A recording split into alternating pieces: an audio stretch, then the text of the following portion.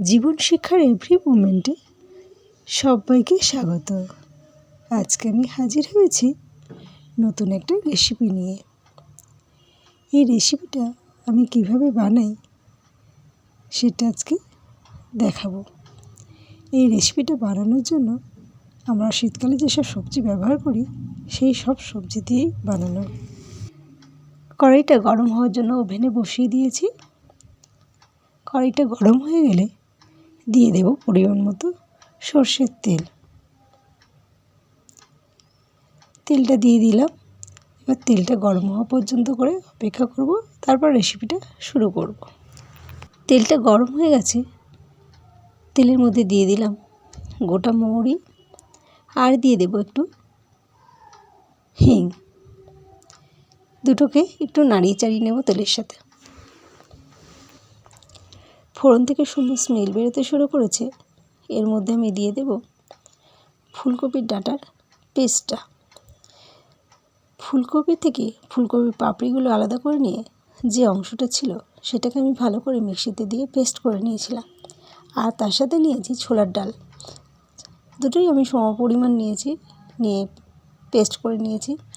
আমি দিয়ে দিলাম কড়ার মধ্যে, দিয়ে ভালো করে সমস্ত উপকরণগুলো মিশিয়ে নেব।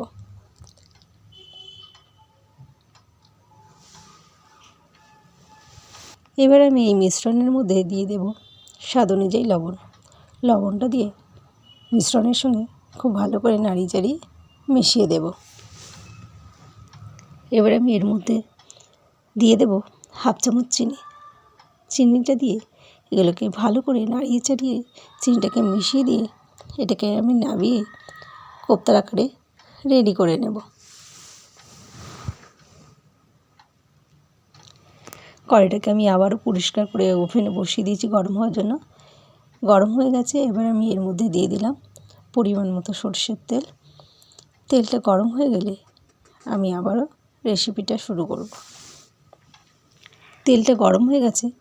এবার আমি কোপ্তাগুলো একে একে গরম তেলের মধ্যে দিয়ে ভেজে নেব।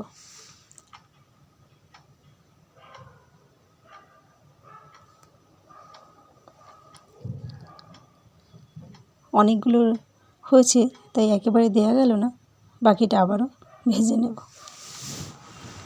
কোপ্তাগুলোর একটা সাইড ভাজা হয়ে গেছে, আমি এগুলোকে উল্টে দিয়ে আরেক সাইড ভেজে নেব। প্রথম ব্যাচের কোপ্তা আমার ভাজা হয়ে গেছে, এগুলোকে তুলে নেব। নিয়ে বাকিগুলো আবারও আমি কড়াই দিয়ে দেব, দিয়ে একই রকমভাবে ভেজে নেব। কোপ্তাগুলো ভাজার পরে কড়াইতে যে তেল ছিল সেই তেলের মধ্যেই আমি দিয়ে দিলাম গোটা মৌরি। গোটা মৌরি দেওয়ার পরে এর মধ্যে দিয়ে দেব আদা আর কাঁচা লঙ্কার পেস্ট। এটাকে দিয়ে একটু নাড়িয়ে চাড়িয়ে নেব যাতে আদা আর কাঁচা লঙ্কার গন্ধটা চলে যায়।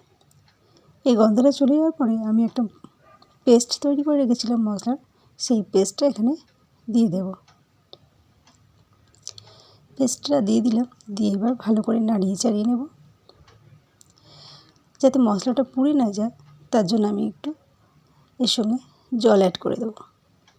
দিয়ে মশলাটাকে খুব ভালো করে কষিয়ে নেব। আর আমি যে মশলার পেস্টটা তৈরি করে রেখেছিলাম তার মধ্যে ছিল টক দই, 1 চামচ হলুদ গুঁড়ো, 1 চামচ শুকনো লঙ্কার গুঁড়ো আর 1 চামচ জিরে গুঁড়ো। এইগুলো দিয়ে আমি পেস্টটা তৈরি করেছিলাম।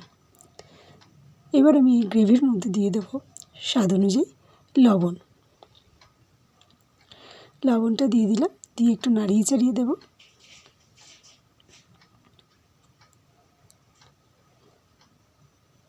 এবার যখন ফুটে উঠবে তখন আমি এর মধ্যে কোপ্তাগুলো দিয়ে দেব।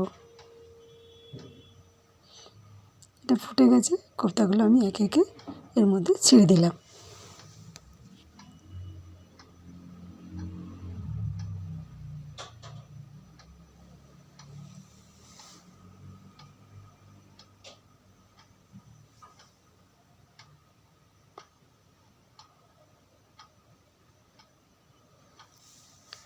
সবগুলো ছাড়া হয়ে গেছে, এবার একটু ফুটিয়ে নেব।